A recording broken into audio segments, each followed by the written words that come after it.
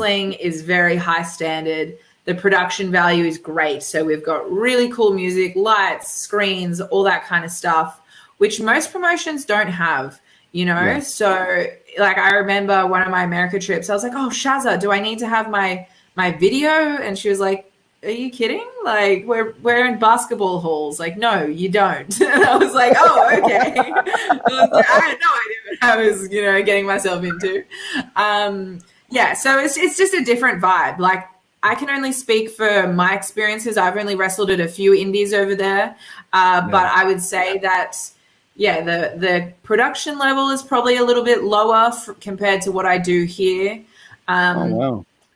And the locker room, I guess it's hard to say. Like, because in PWA, I feel like we're a huge family. Everyone loves each other. We all have each other's backs, that kind of thing. I guess it's hard to get that vibe if you're not friends with people, like as an outsider at a show, it feels very different than when it's your home promotion. So they very well could be, very similar, but I'm just not a part of it. So I didn't really know. But yeah, as I said, like I was more just sitting there trying to like not get myself in trouble. So I didn't really pay too much attention to what everyone else is doing. I was just trying to not be in people's way. Just stand back, learn, and keep quiet, and hopefully no one notices. Exactly. Just trying to not get heat for stupid stuff. Sounds like me around my wife all the time. So, so how did you come up with the Python Powerhouse? How did the name and the gimmick come about? So, when I was Facebook, I had a shoulder injury and I had surgery and I was out for 10 months, which was a really long time. So I missed almost a year.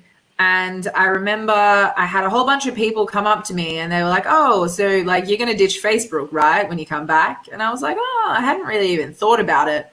But then I did, and I put some thought into it. I spoke to a whole bunch of different people that I respected their opinions, and everyone was like, I mean, you do what you want to do, blah, blah, blah. Like, everyone just tells you to do whatever you want. And, I was like, I needed someone to, like, be like, yes, yes, you should. Anyway, I was driving to training one day with one of my friends, Lucci, Tree Hugger Lucci, who is an Australian indie guy. And I was talking to him, and he was like, right, Steph, if we're going to ditch Facebook, what are you going to do? Who are you instead? I was like, I don't know. And he's like, okay, what do you like? And I was like, I like weightlifting. And he was like, no, too many wrestlers already do that. I was like, shit. He's like, all right, what else do you like? I was like, animals. And he was like, okay, maybe there's something there. Maybe there's something we can do with that. So then I was like, okay. He's like, what would you do if you weren't a wrestler? I was like, I'd probably be a zookeeper. He's like, all right, let's work with that. Zookeeper, animals, something like that is going to be cool. And I was like, okay, cool. So that's why my gear has the little collar and the buttons, and it kind of looks, my inspo was like a zookeeper kind of outfit. Yeah. So anyways, we came up with that, and then I was trying to come up with a name because Steph De Lander is actually my name. And I couldn't find anything cooler. I was writing down all sorts of stuff. I was trying to find, just a cool name. Nothing sounded cool. Like everything was really corny and nothing worked and nothing fit. And when I was Facebook, it felt really far away from who I was as a person. And I wanted this next character to feel very genuine. Like, how people are like, oh, the best characters are themselves turned up to 100. Yeah. And I was like, well, maybe I'll just be myself. Maybe that's just it. And, it works. Like it means I can do the SDL. That works. That's a good chant. That's a good slogan. I can put it on a T-shirt. So I couldn't come up with anything cooler. Many Stephs in wrestling. I mean, there's Stephanie McMahon, but other than that, there's not many out there. So I stuck with that. We came up with the gimmick, and then I was like, right, I need a nickname. And when I was Facebook, I used to call myself the Powerhouse Luchadora. And I really liked having the name Powerhouse in there. So I wanted to keep that. I was playing around with different words that sounded good with Powerhouse. Nothing really stuck. And then I was like, Python Powerhouse? No, that's stupid. I was like, Python? I was like playing around with it. And I was like, does that box me in with snakes though? And then we had a show. And I told the announcer, I was like, stuff it. Call me the Python Powerhouse. He's like, really? I was like, yeah, we'll see. So I did it. And then I did it a few more times. And then I stuck with it. And then, yeah, I just became the Python Powerhouse. And that's how it happened. And so, what do you prefer to be? Do you prefer to be in a heel persona, or do you prefer to be a baby face? I mean, a heel character is pretty natural for me. Like I think especially because I'm bigger, being that bully kind of suits me. It makes more sense. Yeah, So I would probably prefer being a heel, but every now and again, it is fun to be, a face. It is fun to get that crowd reaction behind you and to be a fan favorite. But if I had to pick one, I would say I'm probably more natural as a heel. yeah. You like just because obviously, as you said, you're bigger than most of the women. You have that sort of bully, that sort of powerhouse mentality as well. Yeah. So, but moving obviously, just outside of wrestling as well. I read an interview about you where for quite a while you went through a period of anxiety and depression.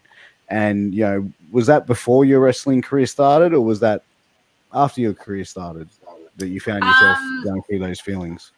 Yeah, so that's actually something that I still deal with at the moment.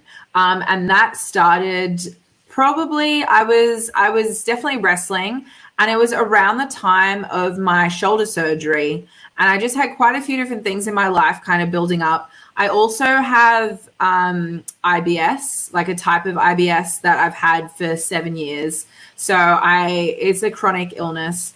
I've been dealing with that for a really long time as well. And that obviously your gut and your brain have a really strong connection. So it's very, very common for people that have IBS to also have anxiety and depression symptoms.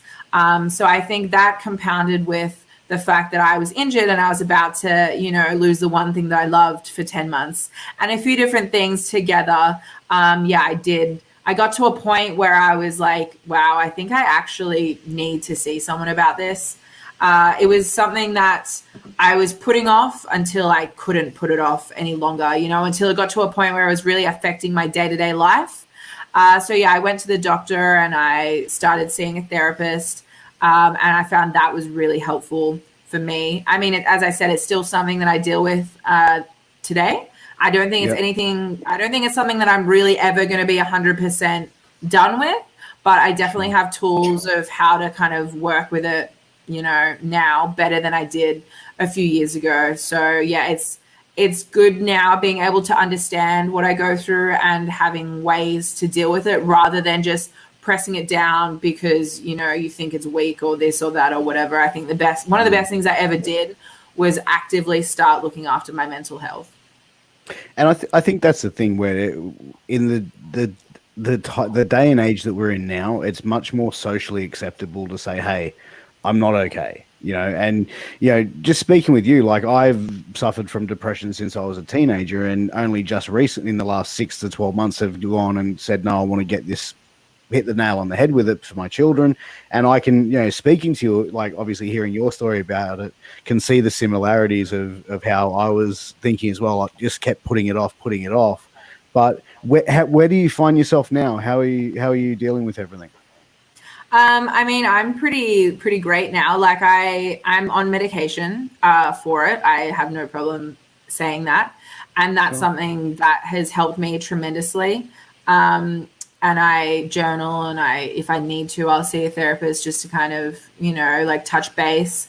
So I have little strategies of how I cope with things. My gut issues are still unsolved. I'm working with it. We're trying different things, this, that, and whatever. So definitely getting better. But I think as long as my health isn't 100%, I think my mental health probably won't be either. But where I'm at now, I have such a better understanding of what I go through and why. And I realize that it's not, as I said, it's not